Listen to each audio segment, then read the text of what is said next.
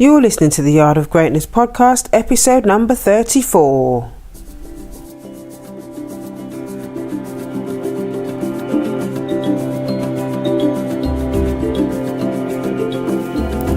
Welcome to the Yard of Greatness podcast. My name is June Allen, your sister in service from juneallen.net. On this show, I empower non-white listeners to prioritize their racial wellness and emotional sobriety. The platform is for educational purposes, is based on my experiences, and is shared in good faith.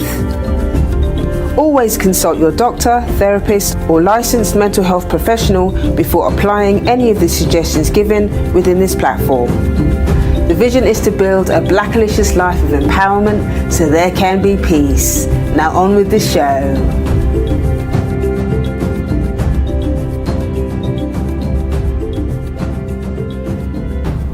Greetings family, greetings, June Allen here, and today we are going to be talking about the final key to black empowerment, which is service. And I am beyond excited about this last one. I'm sad it's the last key, but really excited because the content is just going to blow you away today.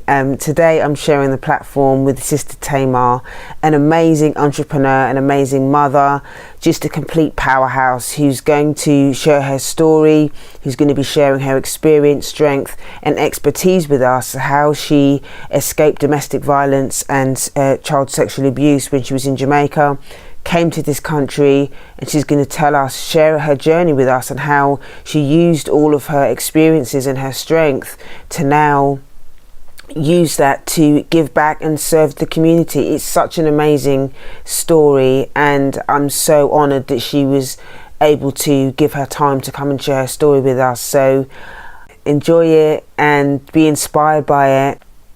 When you make the commitment to start the healing journey, it's so important to keep growing so you can light the path for others to do the same. And this is exactly what Sister Tamar's doing. So without further ado, here's my interview with Sister Tamar. Be empowered. Yeah, it was good to see you at the business event that we did the other week, and that you did the other week. And I just thought I had, after hearing your story there, I just thought I have to have you on the show.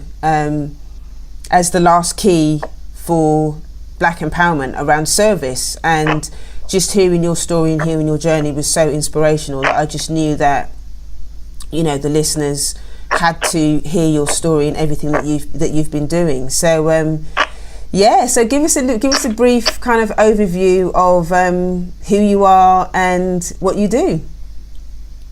Right. First of all, thank you so much, June, for giving me this opportunity. I create platforms, so many platforms for people to connect and share story and stuff like that. And, whenever I'm given a platform to do so, especially by an inspirational figure as yourself, it really, really means a great deal to me. So thank you so much. Who am I? I'm Tamar Walford. I'm a mother. I'm a wife. I'm a multiple business owner. I'm a survivor as well. I've run two businesses. First of all, a community interest organization called Gauge CIC. We're on all social media as Gauge CIC. And basically we've got a program, a business development and mentoring program to help people within the community to set up and grow their own businesses through mentoring, events, workshops, radio promotion, social media marketing, etc. So people can find out more about that if they go to gauge.org.uk. I also have a company called Kings and Queens United. We're very passionate about creating sustainable relationships in the black community. We've got a website that includes a dating site. So if you're single, you're black and single and you're listening to this, then go to kingsandqueensunited.com and you'll see a lot more about that. mentioned earlier that I'm a survivor. So I'm a survivor of childhood sexual abuse. And as a result, I now host weekly coffee mornings. It's a workshop that I do for Black women who's been sexually abused. Wow, so that's a lot for start off. That's a lot of businesses and a lot of. It's very inspirational just to hear you talk about, what happened to you as a child, to be a survivor of sexual abuse, to running multiple businesses. I mean, how did what was your healing process? How did you get from being a child of a survivor of child sexual abuse to running the businesses? What was your can you share some of your healing process with us? Yeah, sure. I mean, this, for me, my sexual abuse and rape happened in Jamaica. It caused an immense amount of trauma, mind block, lots of blaming within myself, blaming other people, and just feeling like I'm unable to achieve anything. I'm useless. I'm worthless. No one wants me. I'm of no value, really. And I went through a stage of, by the way, we came to this country in 1999, escaping sexual abuse and domestic violence. So ultimately, the same guy that was sexually abusing me was my mum's partner, who's been domestically abusing her for years, probably around the same time that my abuse started, really. So we were both faced with abuse, and we came to this country ultimately as a means of escaping it. And for me, I went through a phase of coming here, with all that going on internally, without getting any help, any support for, coming to a brand new country, a new culture, a new way of life. Anyone that's been to England and visit Jamaica can clearly see that it's a completely different way of life, with how people relate or not relate to each other, how people care and look out for each other. There was just so much that even in my young mind at the time I could instantly pick up on, and I just felt like, although I had escaped the abuse physically, that mentally I was just going down a downward spiral. I went to school. The teachers here didn't care for you. Not near the level I'm used to the teachers caring for you in Jamaica. And yeah, I just kept being told at school that I wasn't going to become anything. My grades were slipping, and the more they were slipping, the more I was told I'm not going to become anything. So I believed that and got into gang violence and street robbery and all sorts on the streets, really, as a young person. And for me, what really changed, I was really up against the wall of feeling like my future, I was either going to be buried 6 foot under, or I was going to be in prison for a very long time. Those were my only two options I could see for my future in my late teens. I couldn't see anything else. And a stranger, I suppose, basically entered my life, and what he did ultimately was to mentor me and showed me different options. See, when you have a picture painted in your life, whether it's a picture of your past or it's a picture of your future, that's what your actions, that determines your action, that determines how you see life, it determines what you expect from life or not expect, really. And because my picture was that I was either going to be dead or in the grave, that my daily actions was based on that. And he came into my life at such a crucial moment and showed me other versions of what my life could actually be. That's amazing. And he also made me felt empowered to actually, not just that, oh yeah, I've got choices, but that I could, it's up to me, I can make that decision. It's going to be hard and I'm going to need support, and he will support me the best he can, but it's up to me to make that decision. And yeah, so seeing another option of what life could be and feeling empowered to make that decision, to change that picture from what I had seen to what he was showing me, I suppose I took that leap of faith. I know I wanted differently for my life, I just didn't know how. Okay. And he came and showed me a way out. He showed me that how. And funny enough, I you know, sometimes I look back at this and it still amazes me how the moment I got on track, i.e. I had left school with no GCSEs at that point, so I had ultimately gone to college to redo my GCSEs, and then the plan was to do my A-levels and go to uni, and you know, that's how those actions I'll be taking will be creating a different picture.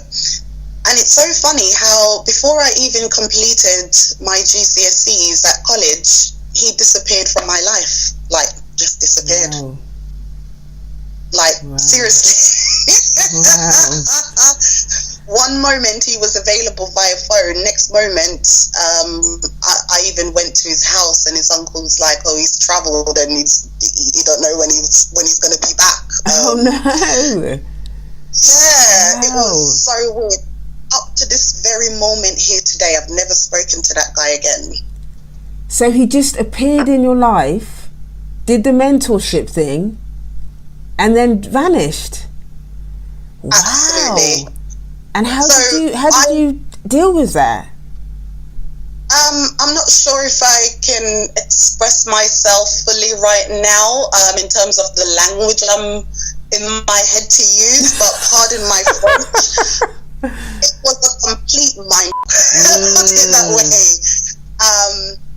But it was important to me at the time that even though he had disappeared and it was causing me a lot of heartache and a lot of pain, you know, it's losing that person in your life that can inspire you, that's helping you to become somebody.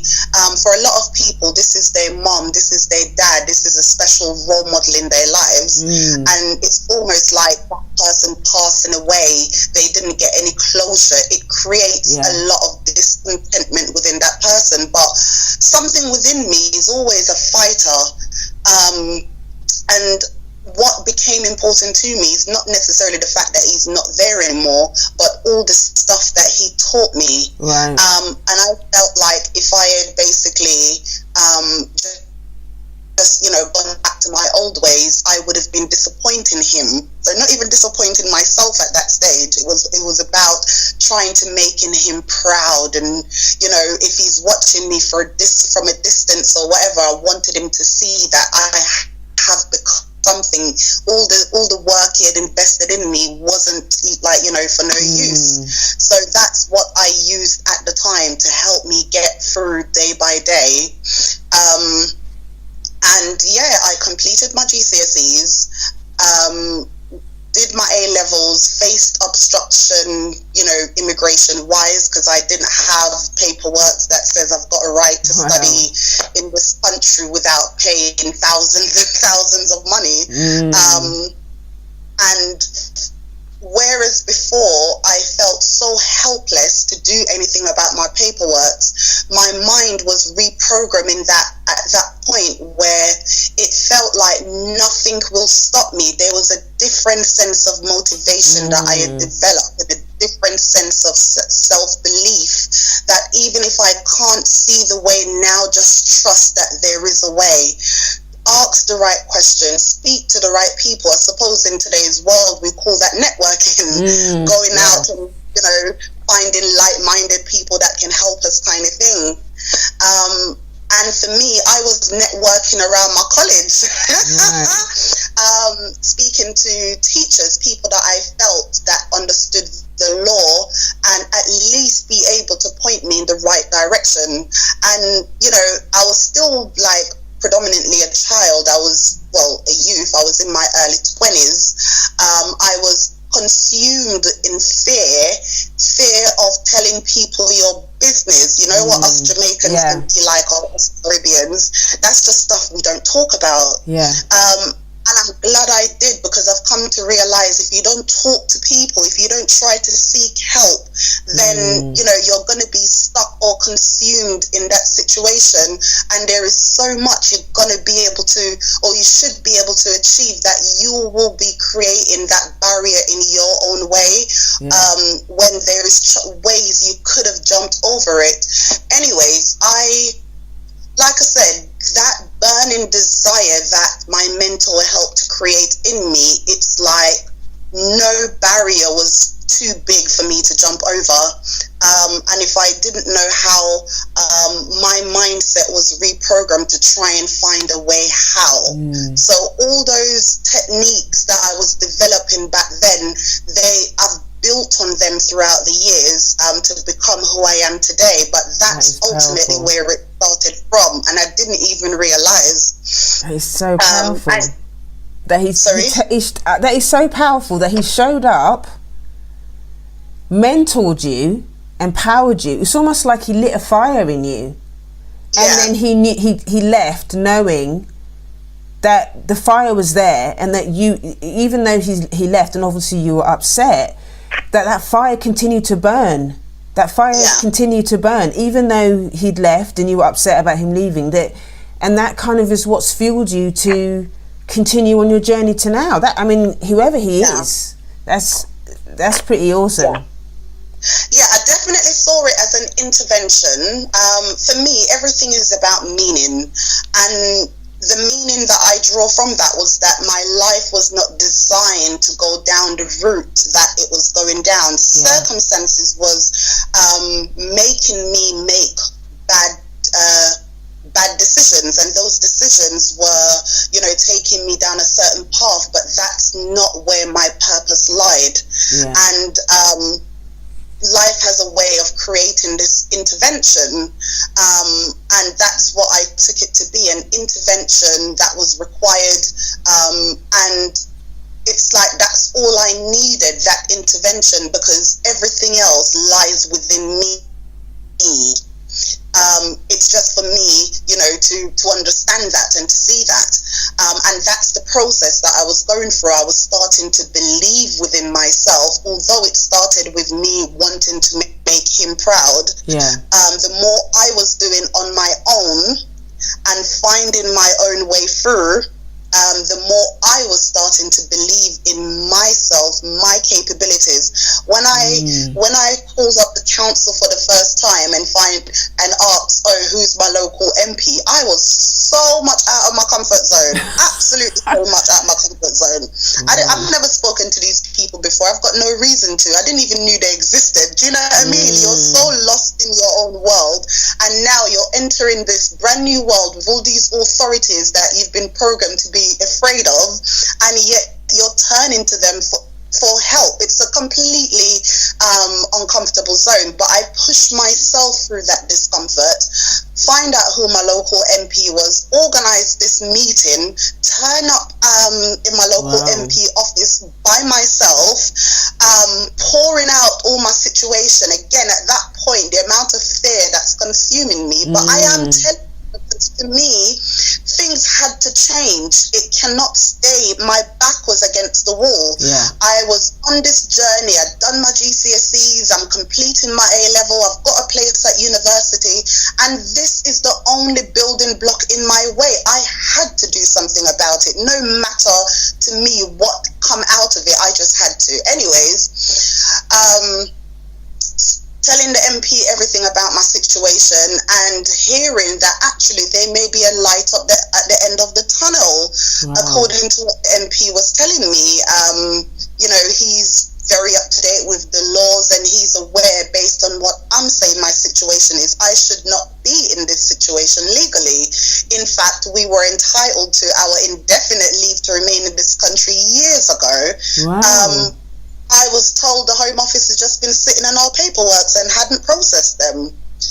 Wow. And the next barrier was that he's saying, okay, you've told me all of this, but in order for me to actually do anything about it, I need evidence. I need you to bring me ABC paperwork, and this is what I'll be able to do. Now, who's got those paperwork? Exactly. It's my mum. Yeah. It's my mum, one of the biggest programmer in my mind, telling me don't tell people your business, especially authorities, and this is the person I'm going to have to go to.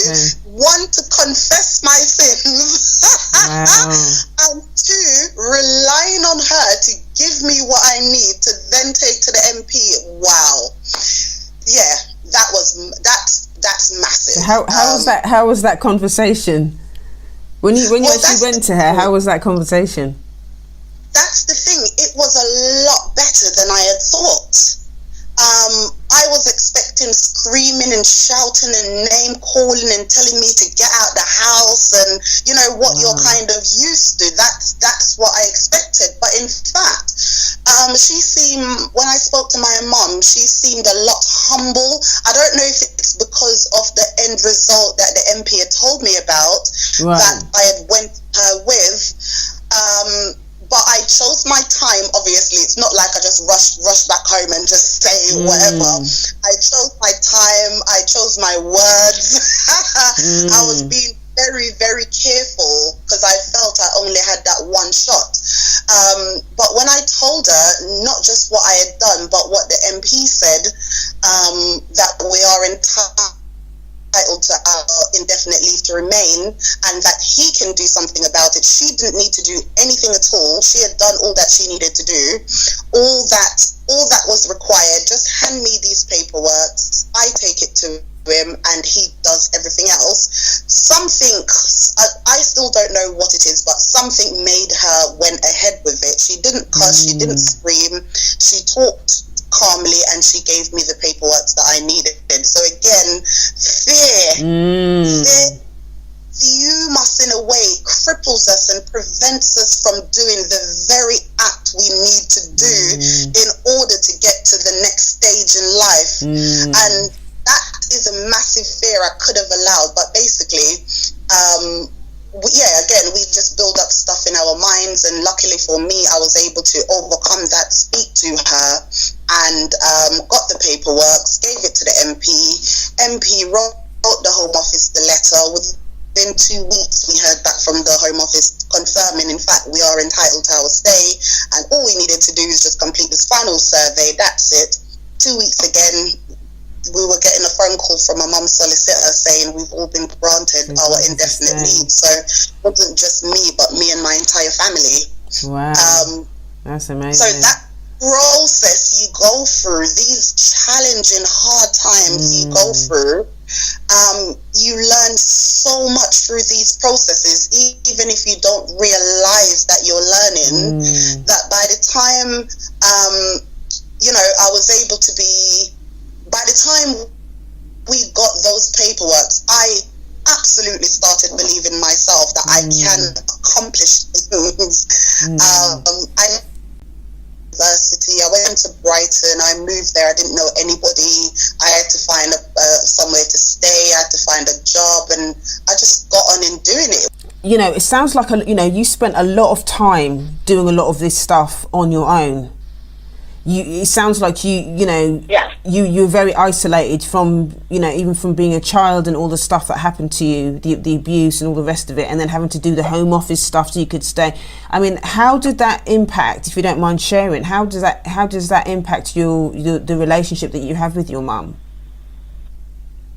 Because obviously she was going through her own struggles, it sounds like, from the abuse that she was suffering. Yeah. But how did you trying to make your way in the world and obviously get over the abuse and all the rest of it, how did that impact that relationship? It massively impacted it, because Based on my mom's story as well, which, she's been sexually abused as a child. She started having children early. There's 8 of us, so she's constantly had another being to look after, right, whilst also she's getting physical abuse as well. She'd never had the chance to just take a moment and just breathe and think about herself and trying to work through her issues. She'd spent all these years blocking everything out and right, just getting on with life, as many of our elders, that's the way that they've gotten through. yeah. So to see someone like myself who's talking about things, that's working through things, that's seeking help, it's almost like I'm an alien in her eyes. I mean, she's never said this to me, but this is what I see when she looks at me or when she's conversating with me. I feel a huge block that she just don't get it. How can I get up and do all of these stuff? She can't bring herself to talk about any of these issues that's happened to her. How can I have gone that far? I do feel that. And when we came here, because my mum came, and a couple months later, I mean, bless her, she worked her backside off doing 3 jobs, 3 different cleaning jobs each day. So my mum did the same. Do you know what I mean? Like, I know that story is not isolated in our community. Yeah.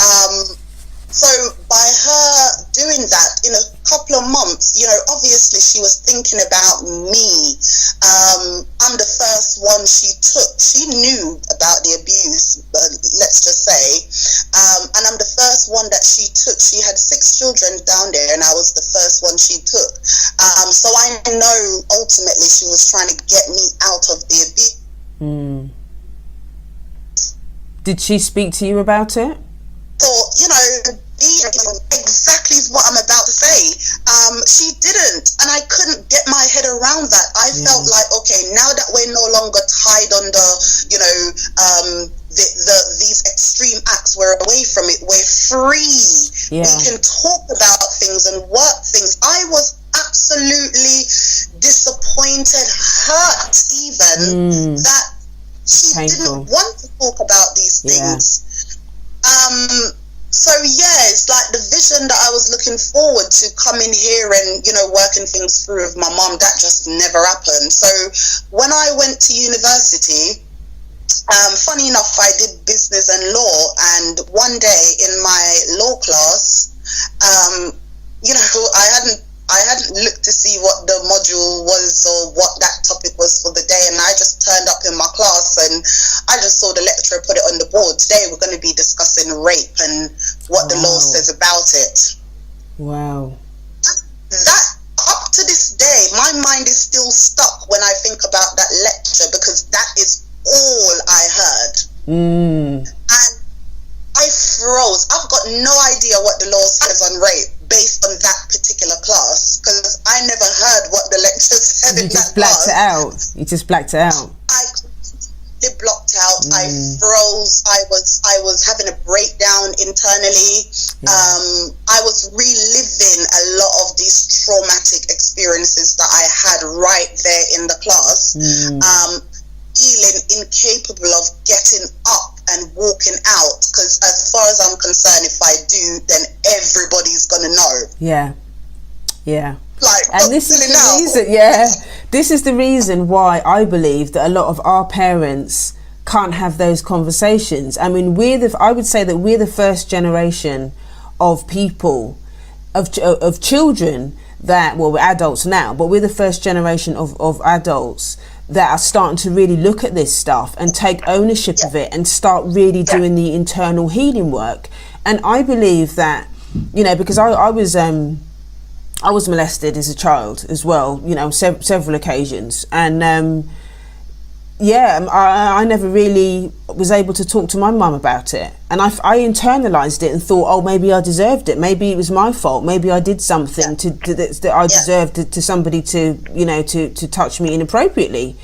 But I believe that you know, our parents are not really able to have those conversations or do something. Because I hear this all the time from women that have been, you know, that have been abused as children, that the parents don't do anything, or they tell the children to keep quiet, or, you know, forget it or whatever. And I believe that they do that because it means that if they tell the truth about what happened to us, they have to tell the truth about what happened to them.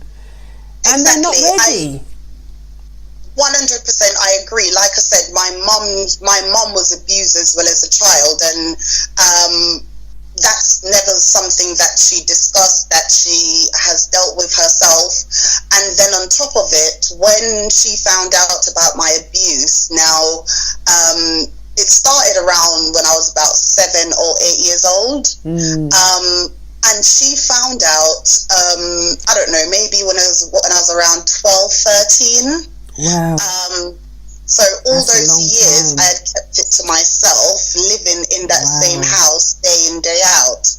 Now, when she found out, it was because as well I was experiencing these very painful tummy ache. And I was convinced that I was pregnant. So that haunted me as well, thinking, oh my days, what is my child going to call my sister? Because, yeah, that's their father. It got to the point that even though I was petrified about saying anything to anybody, I had to because of these belly pains. And I thought I could just say to her, I'm having tummy aches, and she would, I don't know, give me painkillers or whatever. But I don't know, she sent something, and she says, big brother, take me to the hospital. And by going to the hospital, that's where it came out. I tried to lie to the doctor, of course, but the doctor knew after examining me. And, you know, child, do you think you can trick adults or lie to adults? Yeah. Anyway, the doctor didn't tell me that he knew, but I knew he knew, and he told my brother what he suspected as well. So, anyways, going back home, it had to be discussed one way or the other, because now my brother knows.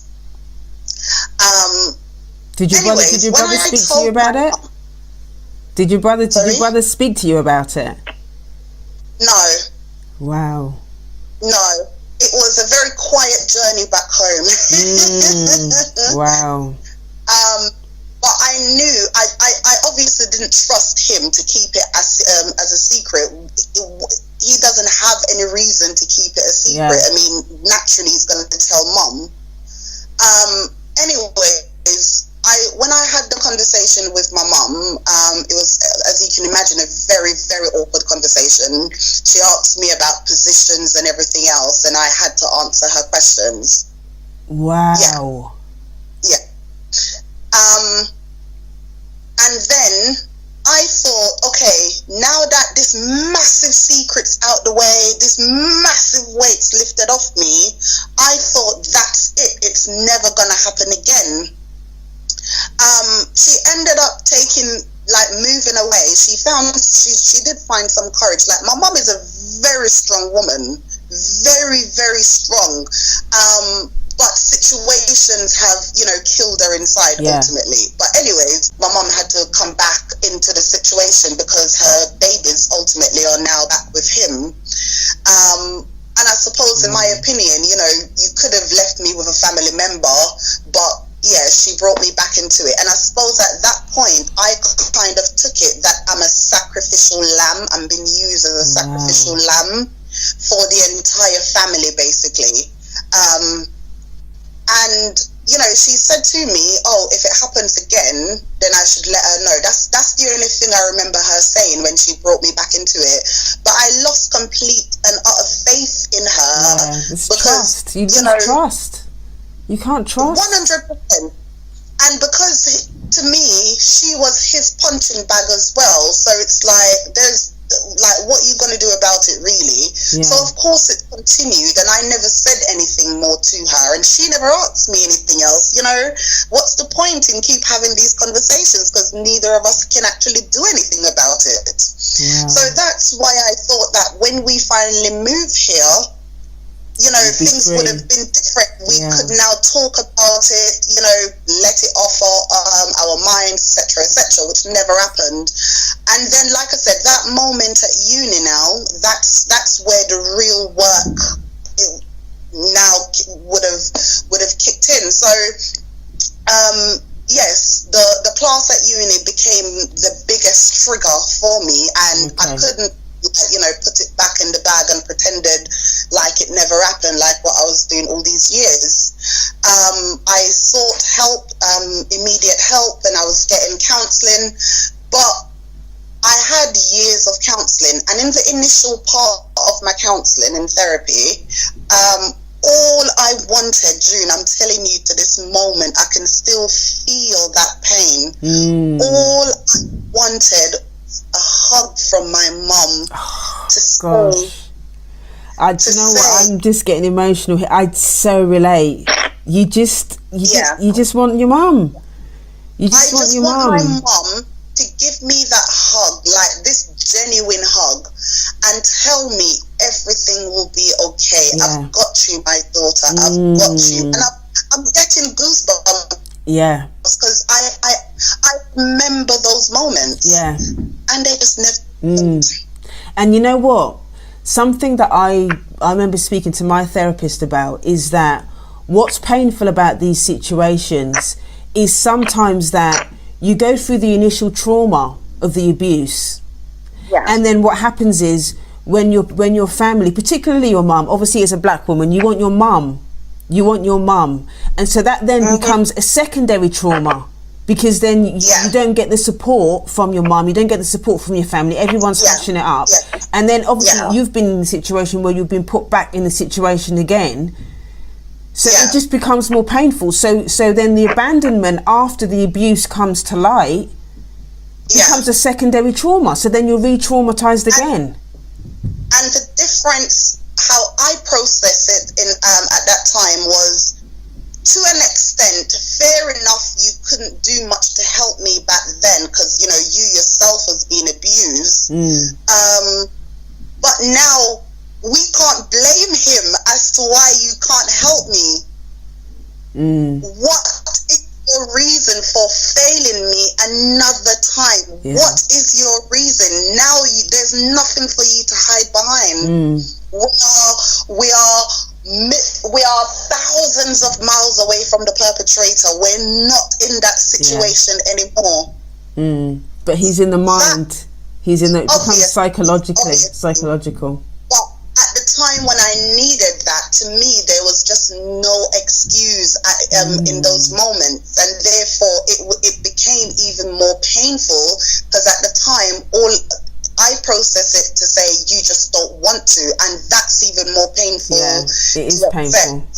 It's very, very painful, and I hear this so much, and I think that these things are going to impact how we show up in the world, because that low self-esteem and that shame that we feel, and even in relationships. I know I went through a very painful time in relationships. I didn't think that I didn't think that I deserved anybody to love me, because my mother didn't. I didn't think my mum loved me.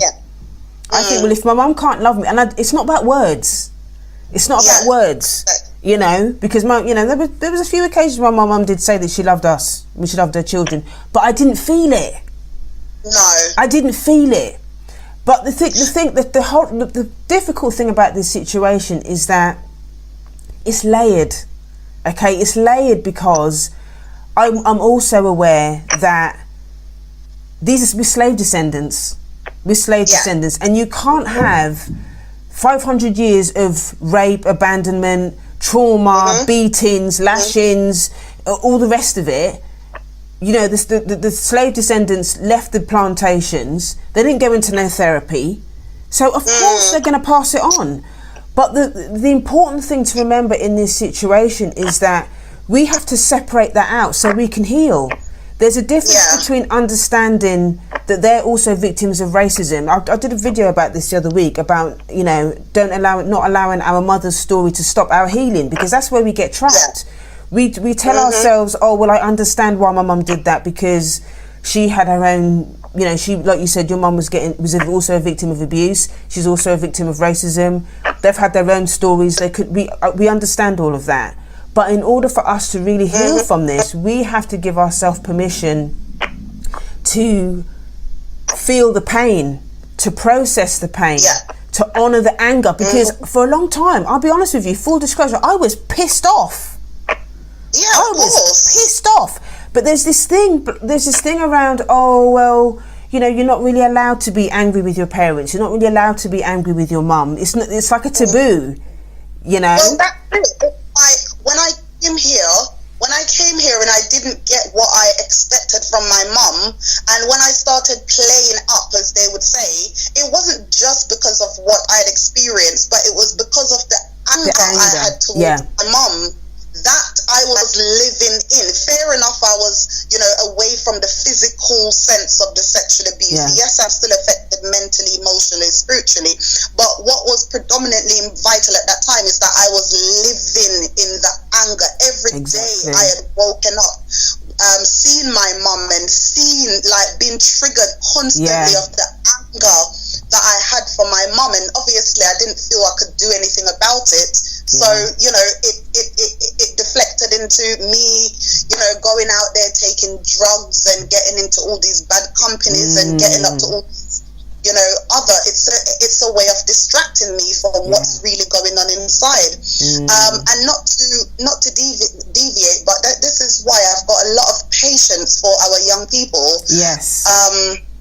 When I see them out there, and do you know how much I was judged myself as a child? Like how, you know, family events and stuff, you know, they don't want me to turn up. They would ask me, like, why am I here? I was labeled as the black sheep, like. So when I see our young people, the levels that we place, we're so judgmental, but we've got no idea. We don't want to take the time to understand what's going on with our young people, because that's just too much work. Yes. Particularly if you haven't done the work yourself. Exactly. You know, to try and do the work to understand and help somebody else. Oh no, that's way too much work, darling. And I don't want to do much that. Easier to jump them. So I don't jump on that bandwagon, particularly of my experience, and I've got a real passion within me to help our young people. You know, I was there myself. I feel the same, and this is why I'm so passionate about the work that I do, particularly about the stuff that I'm doing at the moment around the wounded daughters thing, because I've had so many people in my inbox. I've had so many people responding to the stuff that I'm posting on social media and stuff like that, because there's people are carrying this stuff around with them, and they don't know they don't feel like they have permission to talk about it, number one. And number two, they don't understand the pain. They don't understand the pain, and they don't know what to do with it. We've not been taught as black people, as slave descendants as well, we've not been taught how to manage our emotions. We don't understand emotional literacy. We're not allowed to. We don't have feelings, so you know, we don't. And I'm glad you're bringing this up, because even though I had a lot of counselling, what I found in those initial stages was that my counselling was, you know, my pain and my trauma was so extreme. You know, all they could do during those initial years was to help me to cope with day-to-day life. You have to go back to basics. When my healing properly started was through education. Educating myself, understanding the abuse that I've been through, and my research took me back to slavery. Mind you, before then, you don't mention slavery to me, darling, because we just need to forget about that and move on with our life. It's true. It's true. What are you talking about that for? Why is that relevant? They don't understand the connection. It's connected. And even though, you know, I've got my sister Jodie, who's well advanced in her education of our history, and, you know, she tried before those moments, I didn't listen. I didn't feel the relevance. I didn't think it's important. I felt, you know, she was being blasphemy and, you know, creating excuses to, you know. So I was definitely one of those people that was asleep, as they would say. And it was through my research of understanding the abuse that I've been through that then led me back to slavery. Yeah. And then when I suppose my eyes started becoming awoken, because I realized that it's not just the acts the extreme acts that got carried out back then, but it's the fact that you're highlighting the fact that we never got any help to heal the mind, so we pass things down through our generations. And if we look at the way we are today, there's a lot of it that's passed down through the generations, such as the whole self-policing of our children, and being, certain firm, strict way towards our children. A lot of it, like our children, say for example, I take my son out to the supermarket, like I literally feel the need to hold him very close to me, as opposed to allowing him to just be in my environment, allowing him to freely explore his environment as well. It's like there's no boundaries to be able to do so, and therefore because from way back then, if we didn't look after, and even after slavery ended, if we didn't know where our children is and look after our children, like basically locking them up in the house, the forces against us would get our children, and they would end up being killed over and over and over again. It was real, and those actions that we took to survive ultimately just gets passed down, and that's what our generation is still suffering from today. So when I started to break it down and explore it, I realized, oh my days, it's still very relevant where we are today. There's a lot more I could go into about it, but I don't want to deviate. But I do, I'm glad that you brought it up, slavery, because it's very relevant. And what I found as well, in relation to the abuse, was as far as my research that it started during slavery. Pre-slavery, we didn't carry out these acts amongst each other, but because of the massa violently raping our daughters in front of us, there's nothing we can do about it. The mothers have to put up with it.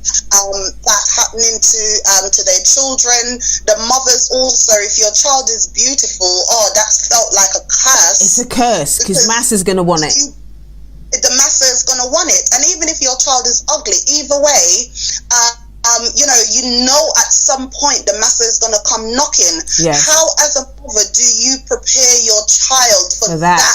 Exactly. For that experience that that they are not going to enjoy, and it's going to be so damaging on their body. How do you deal with that? Even our men, because for a long time in my research, I was predominantly focusing on us women, but I was missing out the fact that our men have experienced a lot of that as well, as a means of controlling them. They would be raped publicly or whenever, do you know what I mean? So even when slavery ended, and I said ended, in quotation marks, it's like I keep on having to check myself whenever I say that, do you know what I mean? What's it called? Even when that ended, all that meant was that like the men in our home can now feel like they run the home, and that massa don't run it anymore. But they just took on the behavior of the massa. Exactly. That's all just they absorbed knew. it. Mind you, this was generations upon generations. You had been beaten out of you, who you are, what you stood for, any sort of sense of purpose. So it's almost like a child growing up in a sexual abuse environment. That is all they know. And the likelihood, you don't show that child any differently. The likelihood is that that child grows up becoming an abuser. What I realize is that the abuse, like the physical abuse, the sexual abuse, the verbal, emotional abuse, the majority of that stems through slavery, and we've just basically basically through learned behavior been carrying on the work of the massa. Yeah. And what I also realize is that somebody that abuses other person, 9 times out of 10, when you explore their background, they've been abused as well. Yeah. So my research basically triggered this new thing within me where instead of wanting like my justice, what my picture of my justice looked like change, I suppose, because before I'm so vented with anger that I want him dead or I want him in prison kind of thing. And now all I want to do is understand his upbringing. What was his life like? Like, he was a much older man for my mum, so he's like a granddad or a great granddad in today's age. But I wondered, and I don't know the answer to this question, but that's where my mentality now is, trying to understand his story and how he, as an individual, yes, we know systematically what happened, but just how he as an individual got influence into those behaviors, obviously thinking that it was okay. But no, research is very, very powerful, and understanding where sexual abuse stems from, for me, was a massive part of my journey. And this is what is so powerful about the healing process. This is what is so unbelievably powerful about the healing process, because once you're given a platform, when you're given a space to be able to share, to be able to understand, to be able to express how you feel about these things, that's when you can start to have empathy and compassion for others, even the people that have caused you abuse. But when so many of us are so, we don't have that space to be able to talk about our pain. We don't have that space to be able to understand the pain. There's nobody teaching us about emotional literacy. That energy is going to stay stuck in your body. And of course you're going to act it out. You're going to hit other people. You're going to hurt other people. You're going to cuss other people, because you don't understand or have any sort of understanding of your own self-awareness of your own pain. So that stuff, it's going to go somewhere. That pain has to go somewhere. Particularly like someone like myself who, their trauma started in their childhood. What happened is, as a child, the way we understand the world around us, so innocently, basically, we're able to comprehend our, or to articulate our emotions with how we're feeling. We're able to articulate how things make us feel. Like, you see like a 2-year-old will be crying. When you talk to the 2-year-old, they'll tell you, this is what happened and this is how it's making me feel. So that's what the surrounding is supposed to do for us, help us to build on being able to process and understand our feelings and emotions. But with these trauma, it causes that rift where our thoughts, we can't process our thoughts of what happened in order to understand how it's making us feel. So yes, it causes that block and we get stuck in that moment. Yes, the years keeps building and we're celebrating another birthday, and before you know it, we're 15, we're 30, we're 40, but we're still stuck in that moment. Absolutely. Living an adult life and still being unable to process what's happening, how it's making us feel, and how to heal from it. We just never got that nurturing through the abuse, and we just get stuck in those moments. So how was the support group that you're doing? How is that? How has that helped? Other women that have come into it. Do you know what? It's been so fantastic.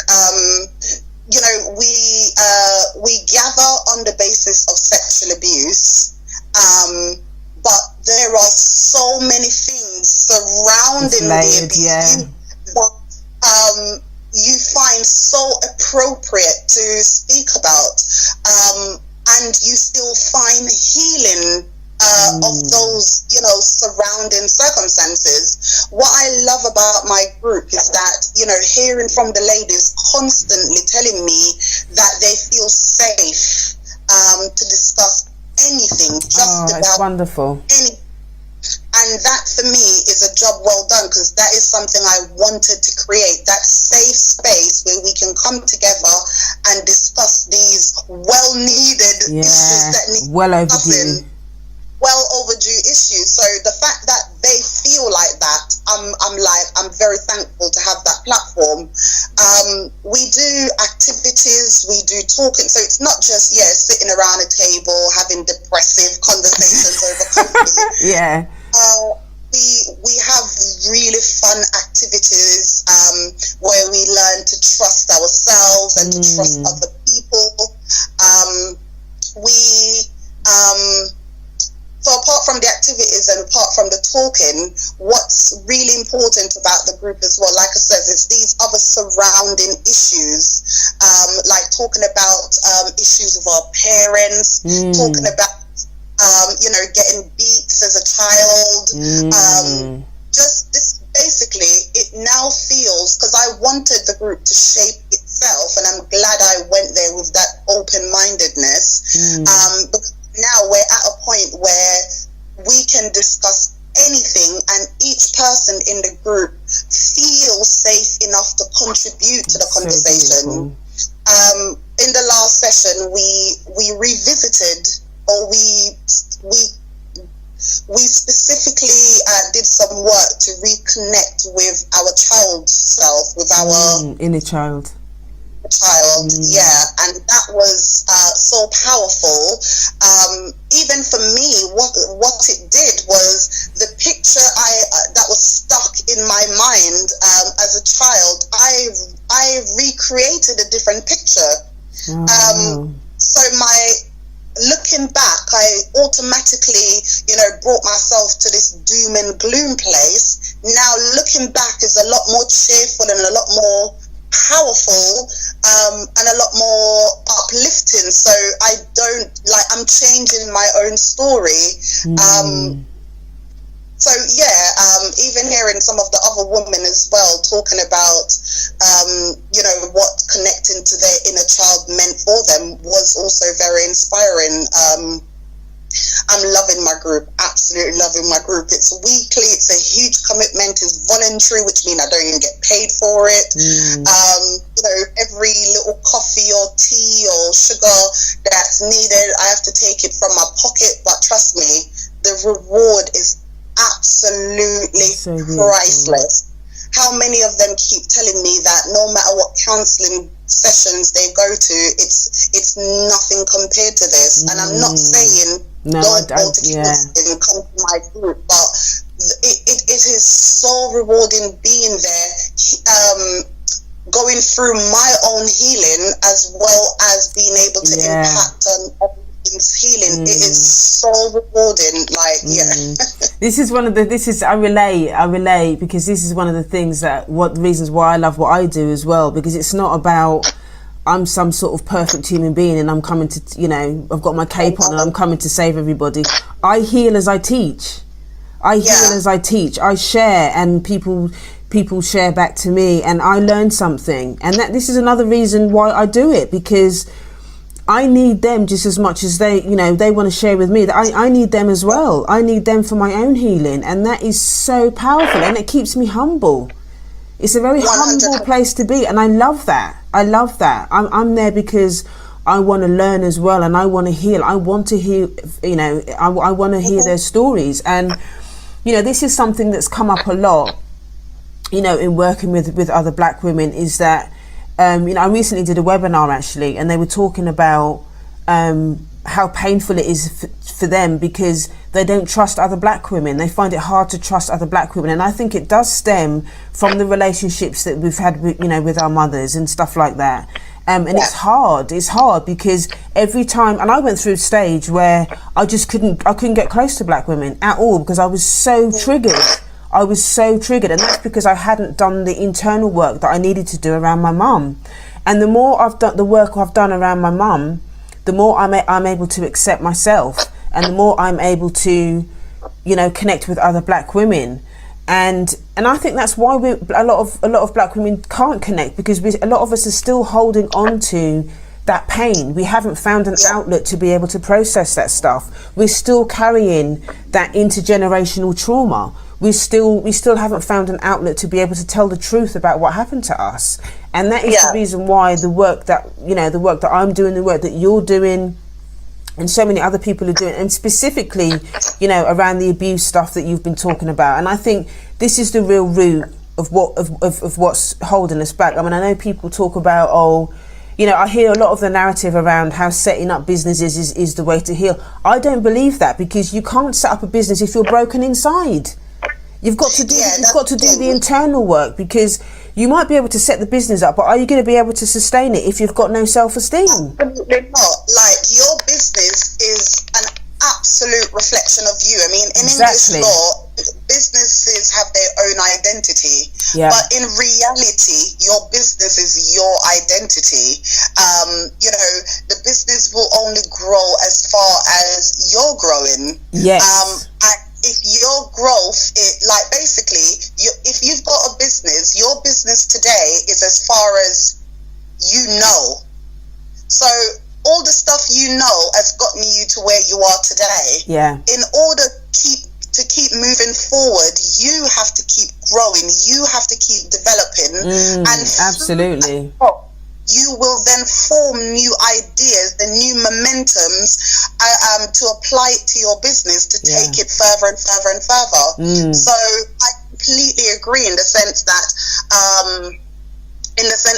you know, setting up a business doesn't heal you on its own. I do believe that sometimes we need something to make us believe that, you know, we can do more, we can achieve more, to start we need a starting point.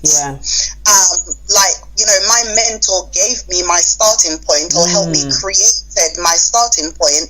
And for some people, particularly in this sort of generation now, where we're so focused on money, so to a certain extent, luring somebody or encouraging somebody to feel empowered, to create foundation, to earn their own money, that can be a starting point for somebody believing in themselves and believing in the I can do kind of thing. But I get that. There is only thus far that approach is going to take you until you really start looking within. And breaking down those walls within to find new inspiration if you want to continue building that business. I believe it has to run concurrently. You know, I still, you know, my personal development is just as important as, you know, learning how to do sales and marketing. Is for me, it has to run concurrently, because in business there are going to be things that are going to be true, particularly if, you know, if you're working if your business is working with the black community, and you know, I have a lot of trauma around you know, a lot of family trauma around being a black woman, so my healing has to run concurrently with doing the business, so that I'm able to separate what is the family trauma, because sometimes that can bleed into the other. You know, my family trauma can bleed into business, or my family trauma might stop me from doing something in business because I'm around a lot of black people. So I have to be mindful of that. You know, like for me, you mentioned about, you know, the disconnection with black women. I don't feel, and you know, just to say, first of all, with abuse, you know, the effects are so wide and so extremes that, you know, you end up on either side of the spectrum, as opposed to some kind of balance within. So I do understand that, you know, if you're a black woman who's been abused, you know, and there's some fault that's associated with other black women, or even within yourself as a black woman, it can cause you to have issues with other black women, you know, because they are ultimately the other side of the spectrum, which is what affected me, was my disconnection with men, with black men in particular. and that caused massive barriers for me. I mean, even when first of all, growing up, I had no value for relationships at all. You know, I could use a man as much as he thinks he's using me. Like, I could end a relationship so quickly before the guy even knew. Where I saw it still was piping up its head was when I was pregnant. Now, as you can imagine, being a pregnant woman, you have to go for many appointments. You know, some of them can be very invasive. And as far as I'm concerned, I don't want not one appointment with a man. I don't care what he looks like, where he's from. Not one man could touch me throughout my entire pregnancy. And I realized then that, I still, you know, had some issues, and it's only obviously over time since then, you know, I've been breaking down those barriers. So if that still existed within me, as much as it did back then, I definitely would have issues in, you know, doing business with men, or, do you know what I mean? So no, I completely agree that these issues that we're talking about, how it can massively not just affect your mentality in terms of your business progression or your personal development, but day-to-day operations of your business. And the thing about these traumatic situations as well, it's like it causes so much tension, it causes so much negativity, it controls the subconscious. It does. And the subconscious controls your consciousness. So basically, what we tend to do, it's like when we look out there, or when we even look at ourselves, there's so many things we do and we're like, but why did I do that?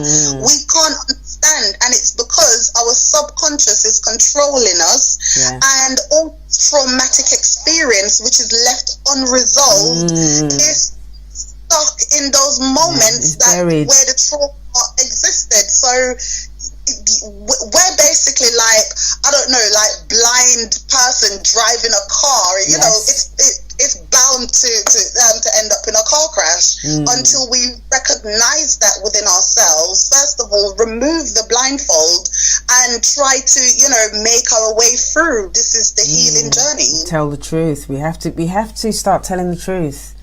We have to start telling the truth. And I can't tell you how grateful I am that we've had this conversation today. It's just been, I feel like well overdue, darling. It was seriously overdue, only because I've seen you at different events and stuff, and there's and it's just so refreshing and so empowering to be able to have this conversation, because it's well overdue. And I know that there's going to be people that listen to this that they're gonna get healing from it, and I'm really excited. I'm excited about, you know, the mastermind. I'm excited that you're going to be in the mastermind.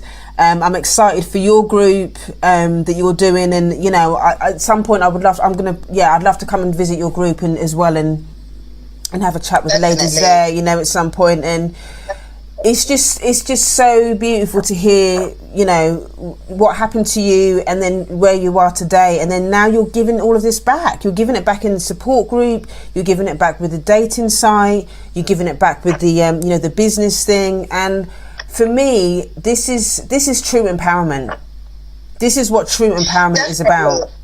So basically, everything happens for a reason, and what I now have basically is a vision of myself in very, very powerful, bright light, and I'm surrounded by, I don't know, thousands of our people.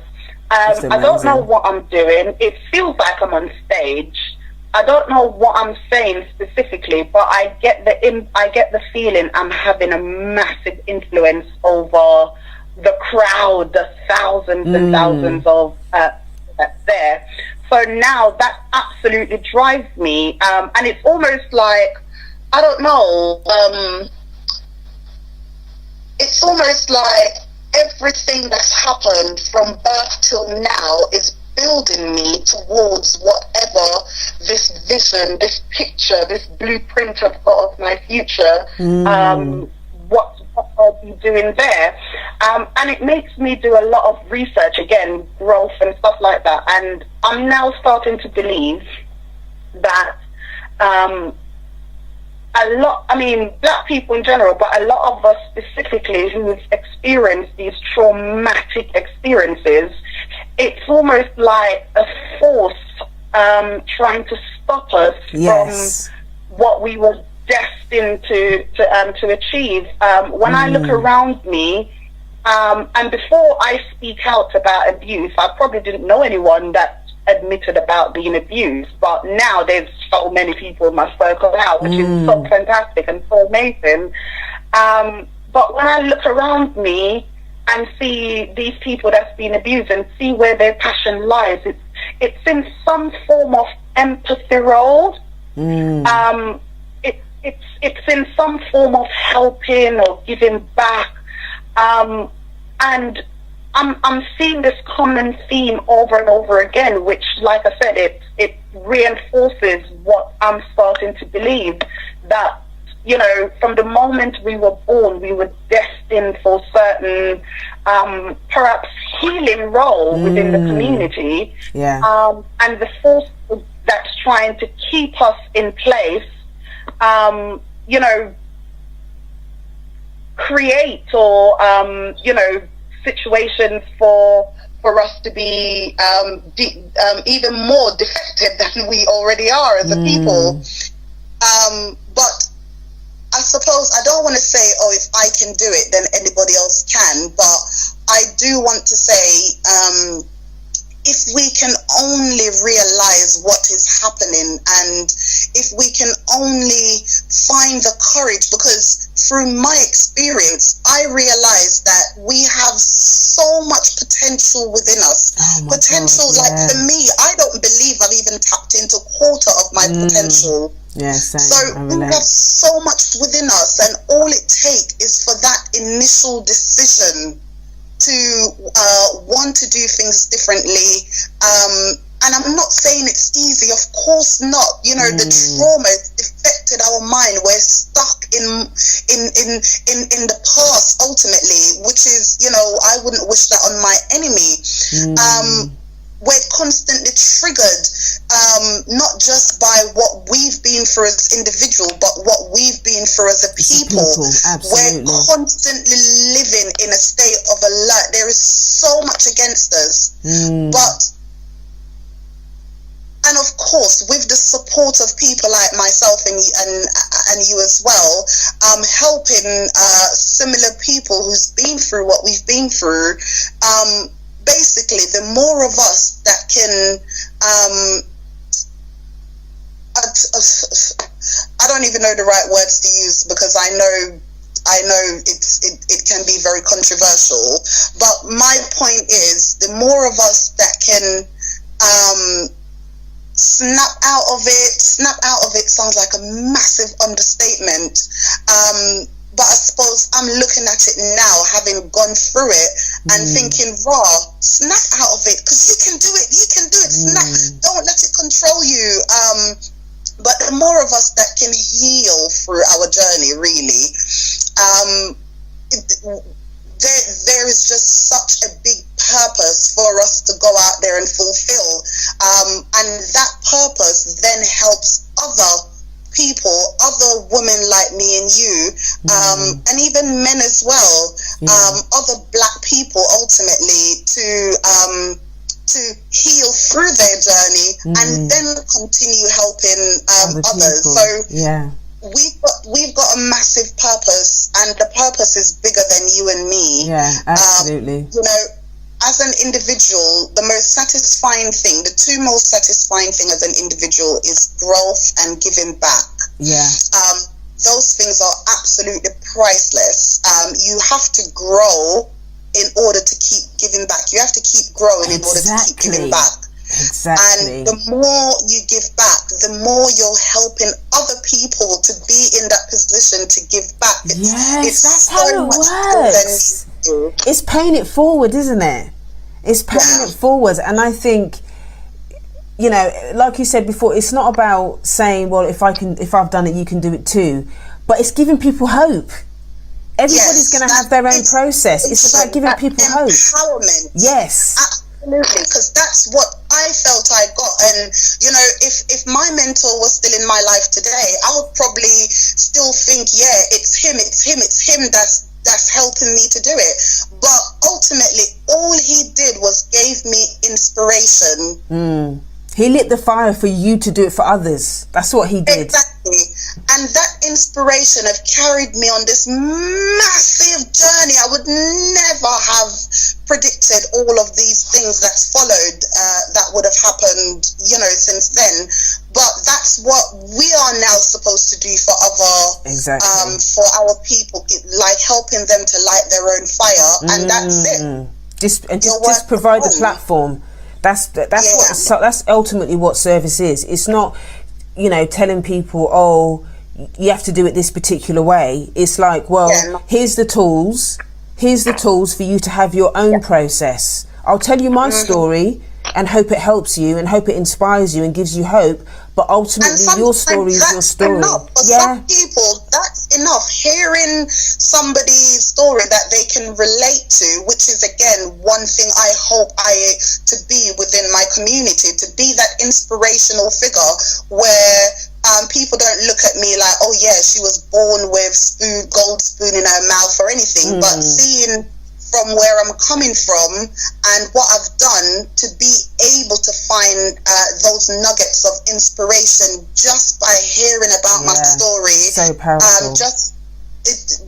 Exactly, because for some people that is all it takes. For some other people, they need you to sit down with them and work things through mentally, putting things into context. Like my mentor, he would drive me down Brixton Road and he would say, look at this guy here, that's peeing on the side of the road. What do you think about this guy? And I would say all the most negative things about this guy. And then he would say, look at this guy here, that's, you know, on the other side of the road, he's got jacket, suit and a briefcase. What do you think about this guy?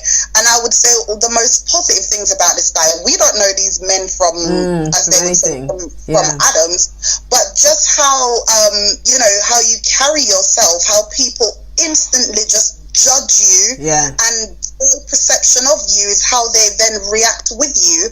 Like, I'm not saying you should change yourself from being the man that piss on the road or from the man that carry a briefcase, but just being aware of how you're being perceived in the first place gives you a lot of power to be one step ahead of how you're expecting people to treat you, and how you can then create that platform of who you want in your circle, of you know, showing people how you want them to treat you rather than just accepting any treatment you receive. You have to be aware in the first place. And, you know, going back to the healing journey, when you're stuck in time, obviously you're not in a place of awareness. Just by working through the healing, it then leads you in a state of awareness, of heightened awareness, that your knowledge, your passion, your experience become such a massive asset for you to then carry out the work.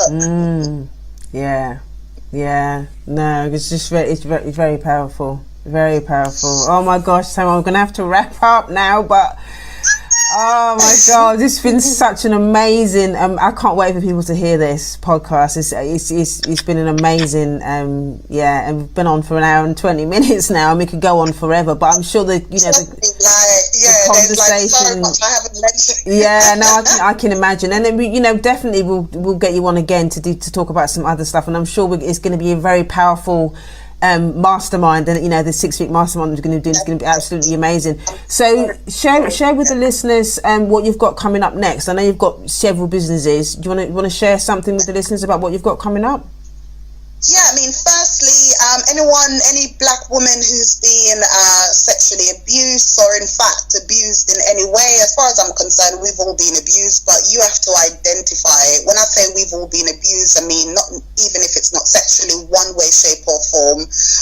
I believe we've all been abused on some level, but if you identify yourself, if you're listening and you identify yourself as someone that's been abused sexually, physically, emotionally, then I would ask, well, if you wanted, you can get in touch with me. Obviously, I would massively encourage you to do so, so I can invite you to my coffee morning workshops. They're beautiful sisters, just like me, just like June, just like you sitting there listening. But yeah, just to say, it's in Fort Neef, so I know we're all over the borders, but it's in Fort Neef in Croydon. So if you can make it down as well, then do get in touch. You can send me an email at ladylionesstamar@gmail.com, or just do it the old-fashioned way. Pick up the phone and give me a call or send me a text on 079 478 39949. If you're listening there and that doesn't sound like you, but you're single and you looking for that special person to build and create legacies, then check out my website, my dating website at kingsandqueensunited.com. Sign up to the mailing list and we can keep you updated on upcoming singles events. And if you're, sitting there listening and, all that's on your mind is business, you want to set up your business or you want to grow your business, you want support. We all need support. No man is an island.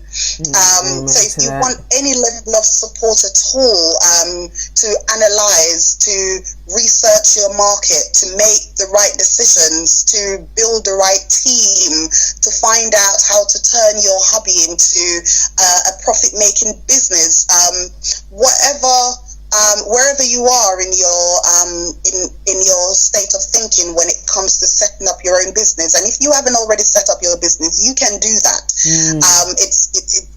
It's not as difficult as some people may make it out to seem, but yes, you will need support in order to do it and do it successfully. So get in touch. You can check out gauge.org.uk. We've got a number of program subscriptions there that can help you to give you what it is that you're looking for. If you just want to have a chat about anything I've said, you can, like I said, just pick up the phone and just call again 079 478 39949. And yeah, sign up to the newsletter on gauge.org.uk because we've got another fantastic event coming up and you're not going to want to miss it. Oh wow, fabulous. That's a lot to take in. I'll make sure that everything that you've just said is on the blog post on the website as well, so people can just click the links and whatever and go directly to you. Tamar, thank you so much. I thank you so much for today. It was just so inspiring and just sister to sister, man. Yeah, I'm excited. I'm excited about so much love for you. You won't even realize. Yes. One of the very few people that I feel so connected to, even if we haven't properly sit down and gotten to know each other on a deep level, I feel so drawn to you, so connected and so inspired. I'm always looking out for the next thing you've got up. So keep it up. People watch silently sometimes, and I'm not just watching, but I'm learning. I may be too busy sometimes to get in touch, but you're doing a fantastic work and it's working. I've brought in stuff you've said in my conversations in my group. Stuff you've said have generated conversation between me and my sisters, because again, we've all got different experiences. We were brought up in the same house with the same mother, but we've got different experiences and viewpoints about our mum. We're at different stages in our journey with the relationship with our mum. That's another thing that we didn't even touch on. But it's I love love what you're doing. Absolutely, absolutely. Oh, thank you so much for saying that. And yeah, just to right back at you, I've always been inspired by your work and what you do, and you're doing so much stuff for the community, and you know, your conviction around it is just, I just relate to you on so many levels. And so, you know, I'm looking forward to, you know, our friendship relationship developing. I'm looking forward to you know, the mastermind, and maybe we'll talk a little bit more about that, how you can get more involved in the mastermind. I'd love you to do more work in there. And yeah, you know, I wish you all the, you know, all the blessings and love and everything as well for your support group. It's just fantastic hearing about that, and I'm definitely going to come down for that group as well. So you know, it's just great to hear what's been going on in there. So yeah, thank you so much, Tamar, and yeah, we'll catch up another time. So thanks again. All right, take care. All right, bye. Thank you. Can't wait for your mastermind. Take care.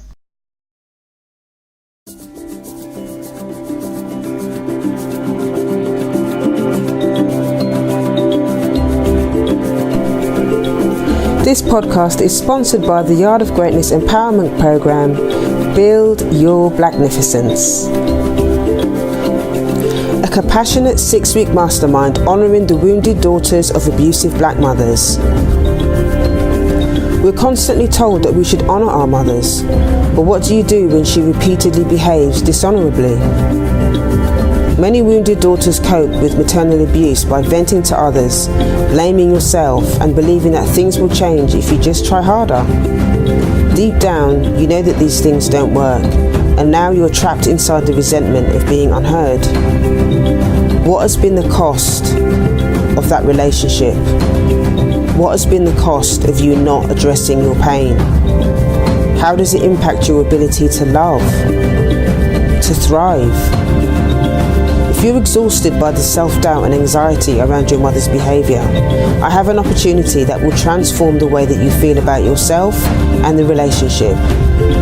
If you're scared of hurting your children the way your mother hurt you, then this space will empower you to review and recharge the way that you parent. After the success of the webinar, I'm Scared of Becoming My Mother, wounded daughters of abusive black mothers will have an intimate, non-judgmental space to understand the wound, connect with others, and heal through self-empowerment and self-parenting. If you're a wounded daughter looking for a compassionate space to heal, go to daughters.juneallen.net. The mastermind will launch on March the 10th, 2018. I hope to see you there.